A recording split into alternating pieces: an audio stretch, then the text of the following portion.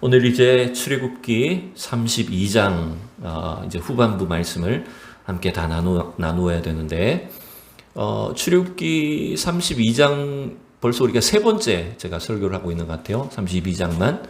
근데 32장부터 34장까지의 내용은 뭐냐면 여러분 이스라엘 백성들이 시내산 밑에서 모세를 기다리는 동안 큰 죄를 범했죠. 또 그 죄의 결과로 인해서 하나님의 임재, 하나님의 동행하심이 깨어지게 됩니다. 그래서 그걸 다시 회복하는 것이 34장까지의 내용이에요. 이스라엘 백성들이 무슨 죄를 저질렀죠? 네, 우리가 32장 제일 첫 부분에 봤던 것처럼 금송아지 우상을 만들어서 그것을 하나님으로 대신 섬겼던 겁니다. 그들이 몰라서 실수로 그 죄를 저지른 것이라면 상관이 없는데 이미 이들은 하나님의 계명을, 하나님의 언약의 말씀을 다 듣고 언약을 체결한 상황이었다는 거예요. 그래서 하나님은 이 이스라엘 백성들의 그 죄악들을 그냥 두고 보실 수가 없었어요. 그래서 이제 하나님은 모세를 통해서 그 죄악을 알리시고 큰 심판을 내리시겠다, 이스라엘을 멸망시키겠다, 이렇게 말씀하셨죠. 근데 다행히 이제 모세가 우리가 지난주에 봤던 것처럼 하나님 앞에 막 엎드려 기도했잖아요. 그 기도를 들으셔서 다행히 이스라엘에 대한 하나님의 심판을 사해 주셨죠. 그게 14절의 말씀이었던 것 같아요. 지난주에 14절을 보면 이렇게 돼 있죠. 여호와께서 뜻을 돌이키사 말씀하신 화를 그 백성에게 내리지 아니하시니라. 여러분 그 내용을 보면 하나님은 우리의 기도에 어떨 때는요 즉각적으로 응답해 주시는 것입니다. 여러분 믿습니까? 모세가 기도하자마자 하나님 어떻게 하셨다고요? 뜻을 돌이키셨어요. 그래서 이스라엘에게 내리시겠다고 말씀하신 그 심판을 내리지 않으셨어요. 그러면 다 끝난 거 아닌가요? 이스라엘의 죄에 대해서 하나님은 멸망을 선포하셨는데 하나님 그 멸망을 내리시지 않겠다고 하셨다면 해결된 것이 아닐까요? 근데 사실 그렇지 않아요. 32장부터 34장까지가 보면 이것이 회복되는 과정이 굉장히 오래 걸리는 걸 알 수가 있습니다. 여러분 이게 무슨 말이냐면 하나님은 뒤끝이 있으시구나 이런 말이 아니에요. 그런 말이 아니라 하나님과 멀어진 관계, 하나님의 임재와 영광이 깨어져 있는 그 죄의 문제는요 굉장히 심각하게 다루어야 된다는 거예요. 하나님이 중요하게 보고 계신다는 거예요. 그 내용을 우리가 알 수가 있는 겁니다. 여러분 우리는 착각하기가 쉬워요. 아까 우리가 불렀던 찬양의 제목처럼 은혜라는 말을 어쩌면 우리는 신앙생활하면서 제일 많이 사용할 겁니다. 늘 은혜를 베풀어 주시옵소서, 은혜를 구합니다. 하나님의 그 은혜를 우리에게 부어주시라고. 은혜라는 말을 하나님과 우리 사이에, 사람과 사람 사이에도 가장 많이 사용할 것 같아요. 그런데 여러분 착각하면 안 돼요. 은혜는 죄를 없는 것처럼 죄를 아무렇지도 않게 덮어주겠다는 것만이 은혜가 아닙니다. 하나님의 은혜는 어떤 것이냐면 우리에 있는 모든 죄가 하나님 앞에 다 드러나고 그 죄가 십자가 보혈의 은혜와 공로로 다 치유가 되고 회복되는 게 여러분 은혜입니다. 여러분 믿습니까? 그러니까 은혜라고 해서 죄를 지어도 괜찮다 여러분 이런 말이 아니라는 거예요. 오히려 우리의 죄는 있는 그대로 하나님 앞에 다 드러나야 되고 드러남을 통해서 십자가 보혈의 은혜로 다시 치유가 되고 관계가 회복되고 여러분 그것이 참된 은혜의 결과라고 하는 거예요. 그래서 이스라엘의 죄도 하나님은 절대로 그냥 넘어가실 수가 없는 겁니다. 여러분 만약 생각해 보세요. 이스라엘 백성들이 금송아지를 만든 이 우상숭배의 죄를 모세가 한 사람이 기도했다고 해서 그냥 하나님이 덮어주시고 넘어간다면 나중에 어떤 일이 생길까요? 어떤 문제가 발생할까요?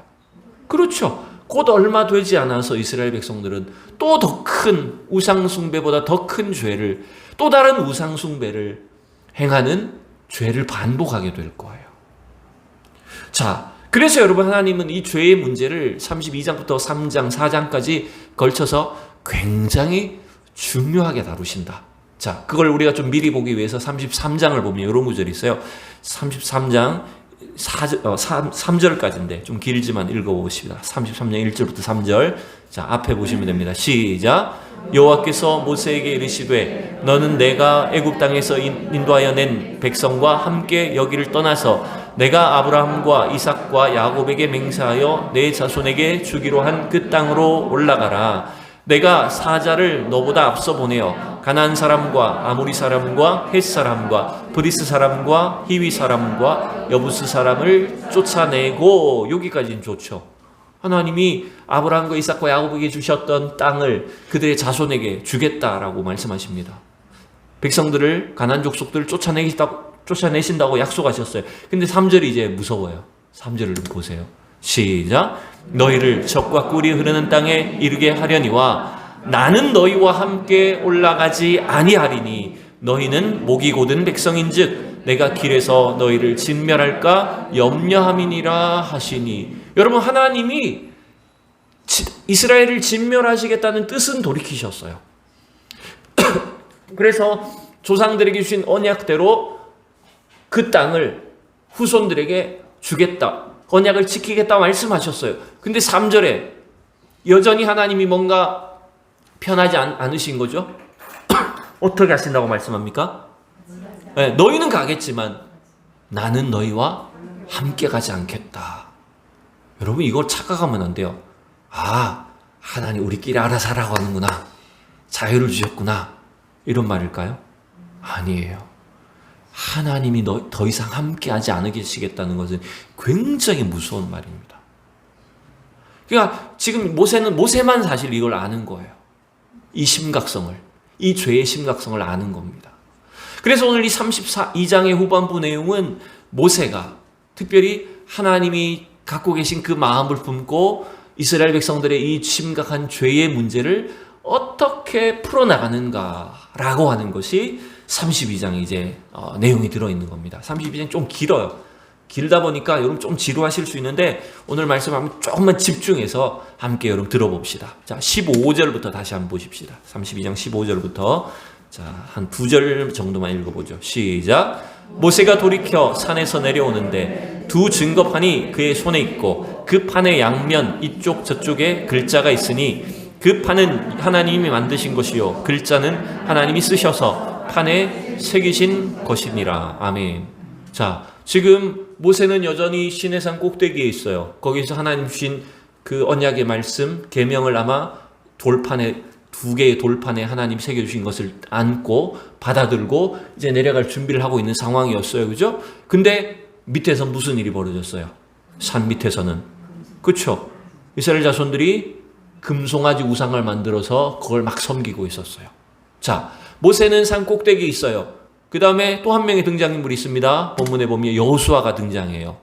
여호수아는 어디 있었을까요? 여호수아는 백성과 함께 있었을까요? 아니에요.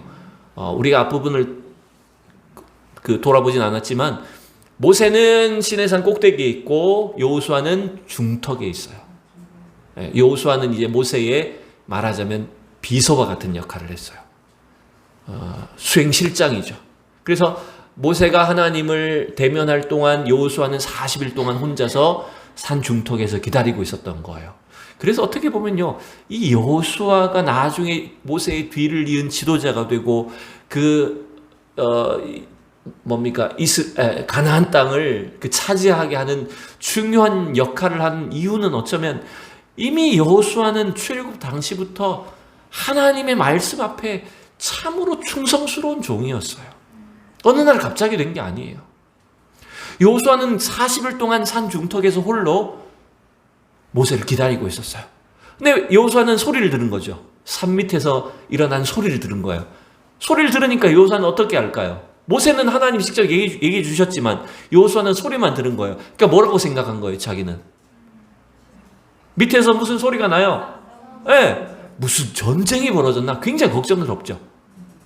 모세도 지금 산 위에 있고 자기도 올라와 있는 상황에 산 밑에 혹시 다른 족속들이 우리 민족을 공격했나? 막 얼마나 걱정스러운지 몰라요.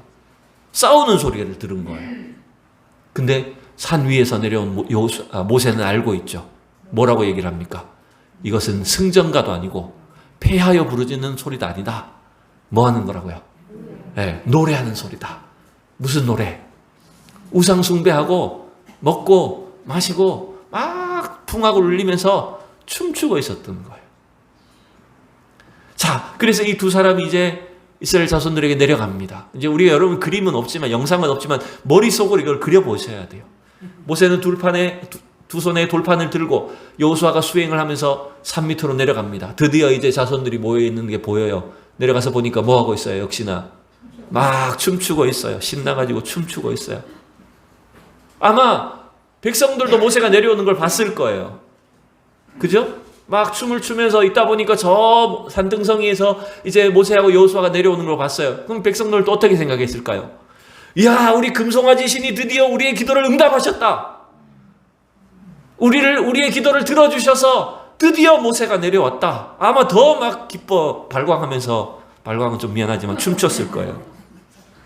그려지는 거예요, 충분히. 그죠? 근데 그 모습을 보고 모세가 어떻게 해요? 19절을 보니까 춤추는 것을 보고 크게 노해해요. 대노합니다. 크게 분노하고 하나님 주신 판들을 어떻게 버려요? 네, 백성들이 보는 앞에서 산 밑으로 던져버립니다. 깨버립니다. 극도로 화가 난 거죠. 사실 모세는 지면에서 가장 온유한 사람이라고 인정을 받았는데, 또 한편으로는 모세가 잘못 화를 냈다가 가나안 땅에 못 들어가게 됐죠. 나중에 무리바물에서 백성들이 물이 없다고 원망할 때 막 지팡이를 한 번만 치면 되는데 성질을 섞어가지고 화를 내가면서 지팡이를 몇 번 더 돌로 때리는 바람에 하나님이 모세는 가나안 땅에 못 들어간다고 했어요. 근데 여기서도 보면 어떻게 합니까? 모세는 극도로 화를 내버립니다. 더군다나 하나님 주신 그 말씀의 판을, 계명을, 돌판을 깨버려요, 그냥. 근데 여러분, 하나님은 모세에 대해서 책망하지 않으시죠. 왜냐하면 여기서 모세가 크게 노했다라고 할 때 이 단어는요, 하나님이 이스라엘 백성들, 우상 숭배하는 이스라엘 백성들에게 진노하셨을 때 똑같은 단어를 쓰고 있는 거죠. 결국 모세의 이 분노는 누구의 마음입니까? 하나님의 마음인 거예요. 하나님의 분노를 지금 품은 거예요. 그리고 와서 이제 모세는 그것으로 그치지 않습니다. 뭘 할까요? 20절에 보면 백성들이 만든 금송아지를 어떻게 해버립니까? 불에 태워버리고 그것을 깨뜨리고 가루로 갈아가지고 어떻게 해요? 네, 물에 타서 마시게 합니다. 이게 무슨 의미일까요? 여러분, 이것은 이들의 죄가, 이 금송아지 우상 숭배를 한 이 죄가 절대로 지금 이스라엘 백성들 누구도 피해갈 수 없는 자신들의 죄라는 것을 뼈저리게 느끼게 하려는 거예요. 이스라엘 백성들이 감당해야 된다는 것을 깨닫게 하는 죄죠. 자, 이걸로 그치지 않습니다. 모세는요, 지금 이 죄를 하나님께 기도해서 분명히 하나님 심판을, 진멸하시겠다는 심판을 사해 주셨는데도 불구하고 치밀하게 처리를 합니다. 그 다음 보십시다. 21절을 보면 누구에게 책망해요? 추궁해요. 이제 누구한테? 아론은 모세 형이잖아요. 형임에도 불구하고 당신이 어떻게 이런 일을 합니까? 모세가 없으면 누가 지도자예요? 아론이 지도자여야 되는데, 지도자인 아론이 백성들이 신을 만들려고 했다고 금송아지를 만들게 해? 분명히 추궁합니다. 당신이 그들을 이 큰 죄에 빠지게 하였냐? 화남은 형이고 뭐가 없어요, 그죠? 네? 네. 형한테 막 삿대질하면서 야단을 치는 거야. 근데 이제 이 아론의 대답을 여러분 잘 보셔야 돼요. 여러분, 이 죄가 우리 안에 있을 때, 이 죄를 인정하지 않을 때 얼마나 우리 인간은 참 교묘한지를 알 수 있어요. 아론의 대답을 보세요. 아론이 이르되 내 주여 노하지 마옵소서. 이 백성의 악함을 당신이 아나이다. 이거 누구 탓이에요? 이 악한 백성들 때문이다. 자기 탓이라고는 절대로 안 해요. 자기 죄라고 잘 인정 안 해요. 이게 우리 죄의 특성이에요. 다 누구 때문이고, 누가 나한테 이렇게 시켰고 영향력을 줬고 내가 이런 상처를 받아서 그랬고, 우리는 전부 다 문제의 탓을 남에게 자꾸 돌립니다. 자, 그 다음 말을 잘 보셔야 돼요. 23절을 같이 읽어봅시다. 시작. 그들이 내게 말하기를 우리를 위하여 우리를 인도할 신을 만들라. 이 모세 곧 우리를 애굽 땅에서 인도하여 낸 사람은 어찌 되었는지 알 수 없노라 하기에 24절까지 시작. 내가 그들에게 이르기를 금이 있는 자는 빼내라 한즉 그들이 그것을 내게로 가져왔기로 내가 불에 던졌더니 이 송아지가 나왔나이다. 여러분이 아론의 참 어이없는 핑계를 보셔야 돼요. 앞에 말은 분명히 맞죠. 백성들이 신을 만들라고 요구했고 모세는 안 내려오니까 두려움에 사로잡혔겠죠. 근데 아론이 뭘 했다고요? 나는 한 게 없어요. 나는 그냥 백성들한테 금 모아라 해가지고 그 금덩어리 금을 모아가지고 그냥 불에 던졌더니 불에서 우연히 100만 불의 1의 확률로 송아지 모양이 돼서 나왔어요. 그럼 결국 이건 누구 잘못일까요? 아니요, 불 잘못이에요. 네, 불이 잘못한 거예요. 그죠? 불이 금송아지를 만들어낸 거예요. 여러분, 이런 식으로 여러분 이 죄는 끊임없이 자꾸 핑계를 대게 하는 겁니다. 여러분, 성경은 우리가 이 죄에 대해서 어떤 태도를 가져야 되는지를 가르쳐줘요.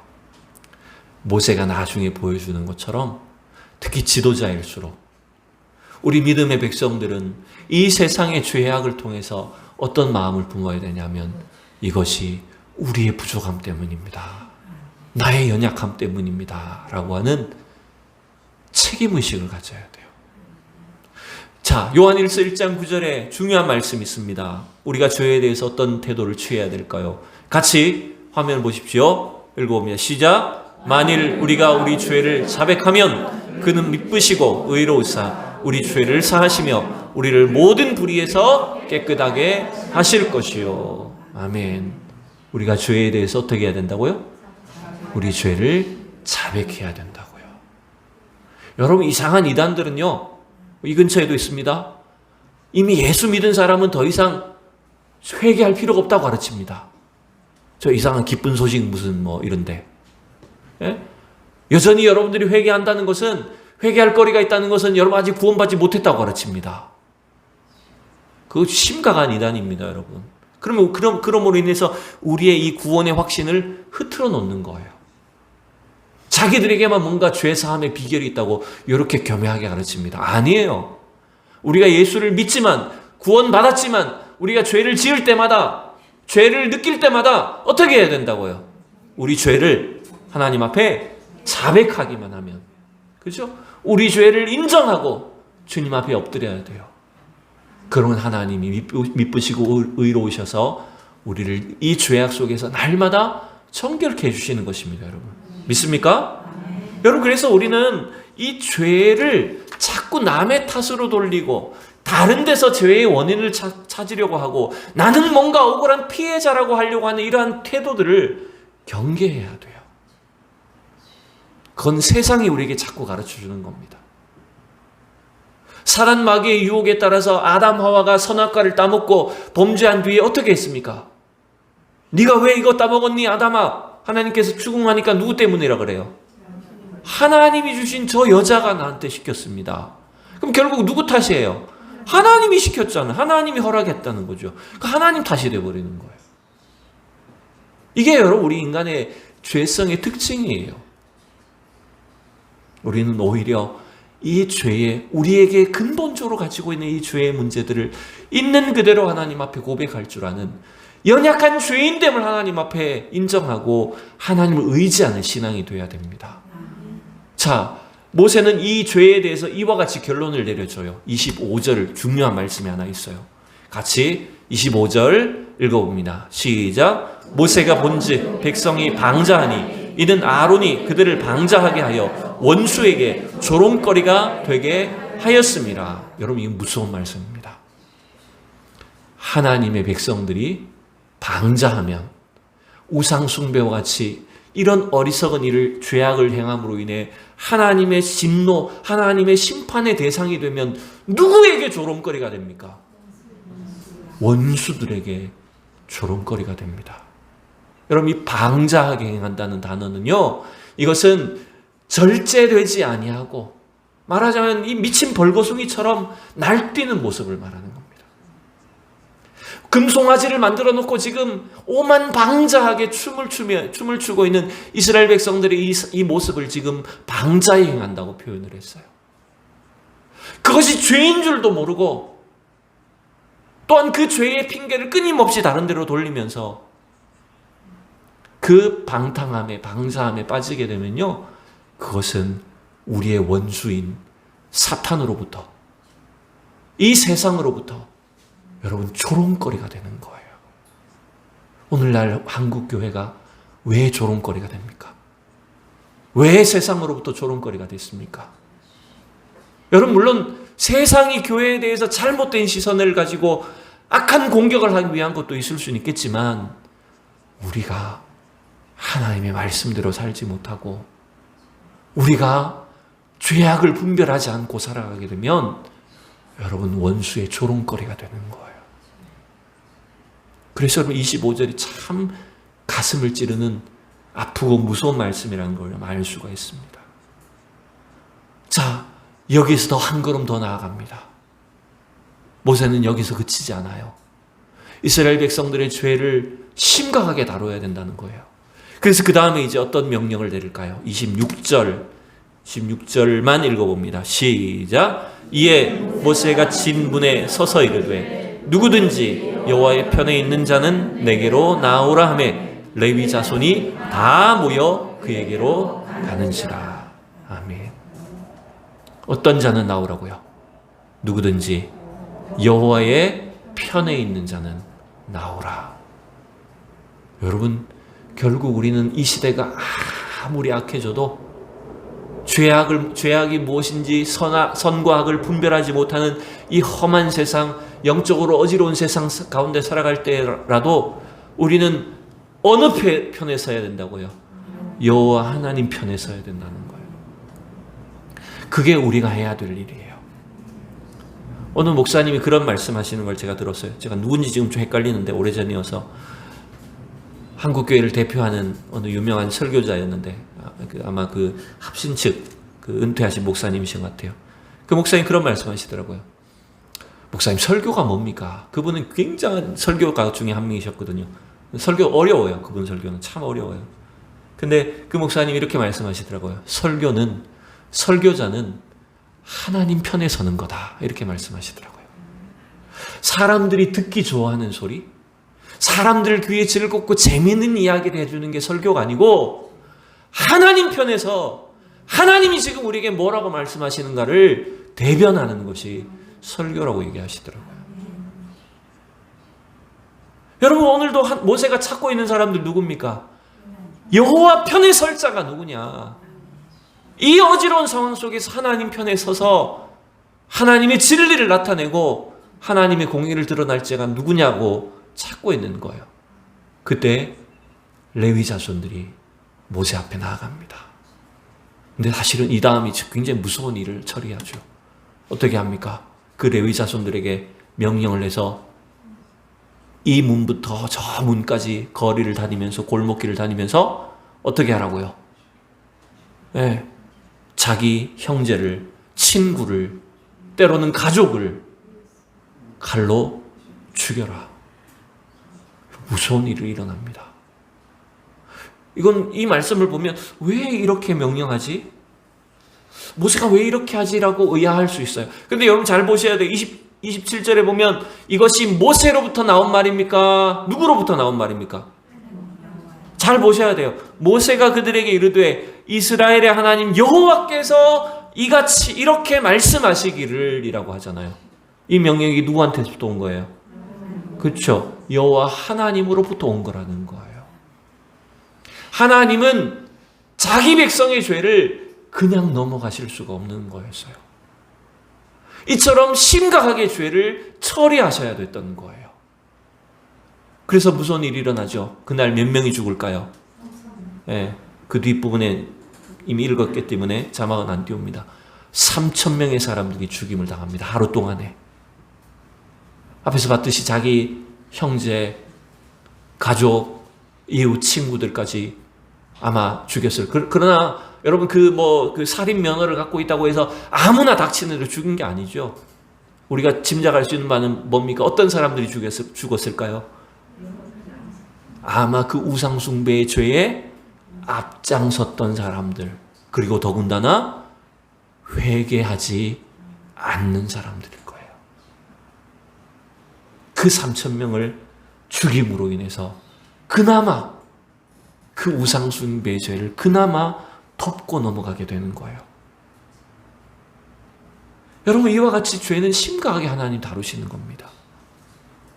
여러분, 그래서 이 죄는 반드시 뭔가 그 죄의 대가가 있어야 된다는 걸 여러분 보여주는 거예요.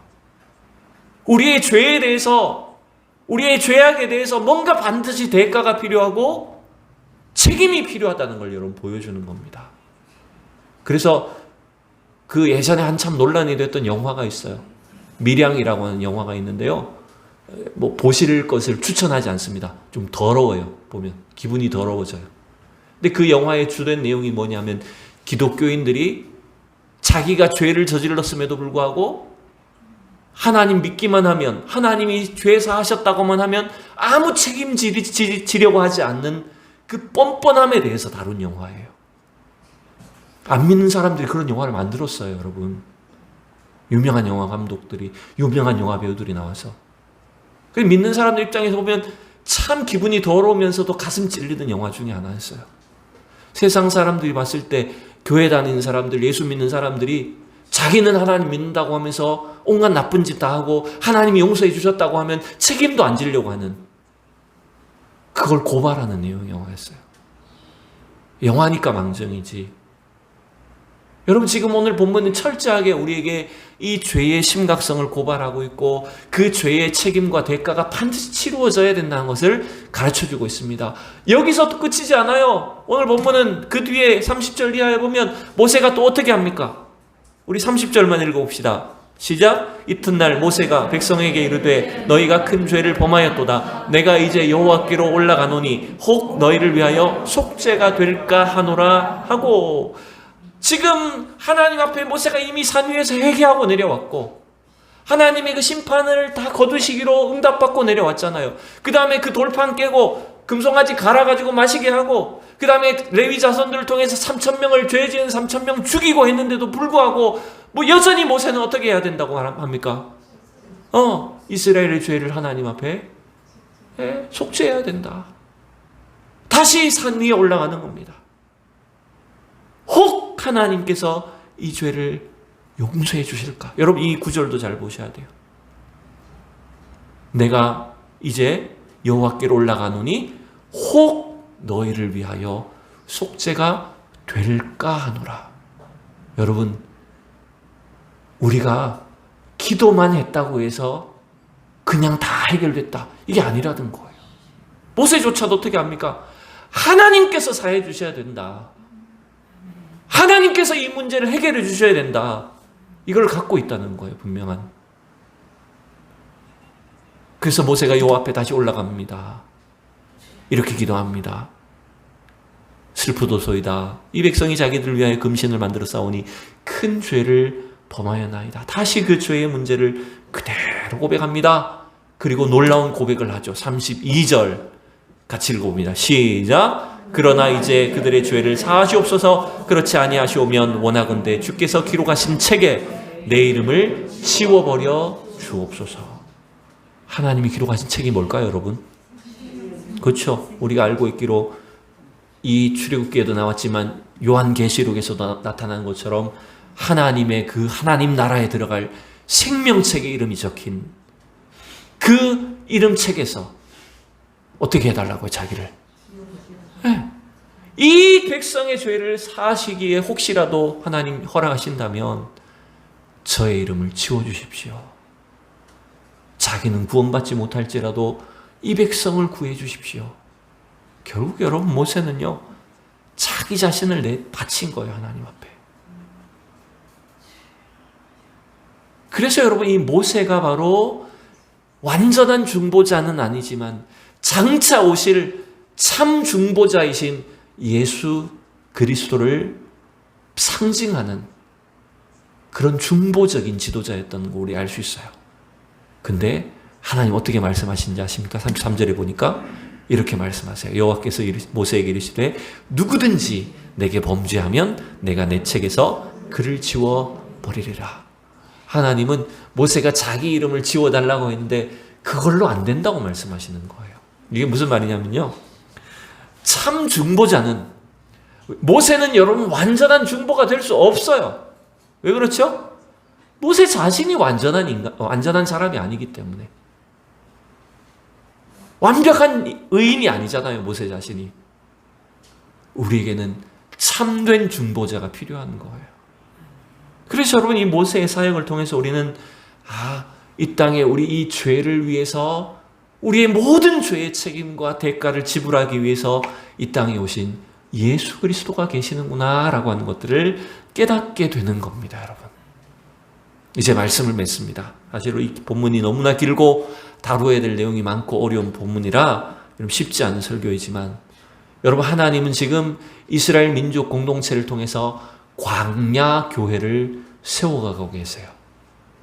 그 이스라엘 민족 공동체의 광야 교회는 오늘 지상에 세워져 있는 우리의 교회와 크게 다를 바가 없는 걸 보여줍니다. 3,500년 전에 하나님 백성들이지만 우리도 여전히 같은 문제에 시달리고 있고 여전히 이러한 죄의 영향력과 어려움 속에 놓여져 있는 걸 여러분 알게 돼요. 그런데 우리에겐 다른 점이 있어요. 그것이 뭘까요? 우리에겐 똑같이 금송아지의 우상숭배와 같은 죄가 있고 이와 비슷한 이러한 세상으로부터 조롱을 당할 만한 여러 가지 문제들이 있어요. 그렇지만 우리에게 다른 점이 하나 있어요. 그게 뭘까요? 우리에게는 모세는 없지만, 모세 같은 위대한 지도자는 이 땅에 별로 없어 보이지만 누가 있을까요? 그 모세가 예표하는 참 중보자이신 예수 그리스도, 그분이 계세요. 그분의 십자가의 보혈의 은혜와 그 능력과 그 공로는 우리의 모든 죄가 하나님 앞에 드러나게 하시고 그 죄를 해결해 주시고 치유해 주시고 회복시켜 주시는 놀라운 능력이 있습니다, 여러분. 그래서 우리는 그 예수 그리스도를 바라보셔야 돼요. 그 보혈을 의지해야 돼요. 그것밖에는 우리의 죄를 해결할 수 있는 방법이 없어요. 날마다 주님의 십자가 앞에, 그 보혈 앞에 우리 자신들을 날마다 연약한 모습을 있는 그대로 낮추면서, 여러분, 이 세상 편에 서지 말고 이 세상의 유행과 이익과 사람들의 주장의 편에 서지 아니하고 다수의 길에 서지 아니하고 우리는 어느 편에 서야 됩니까? 하나님 편에 서야 됩니다. 십자가 보혈을 의지해서 날마다 하나님 앞에 서서 주님이 주시는 말씀을 따라 순종하며 나아가는 우리 성도들이 다 될 수 있기를 축복합니다. 기도하겠습니다. 살아계신 하나님,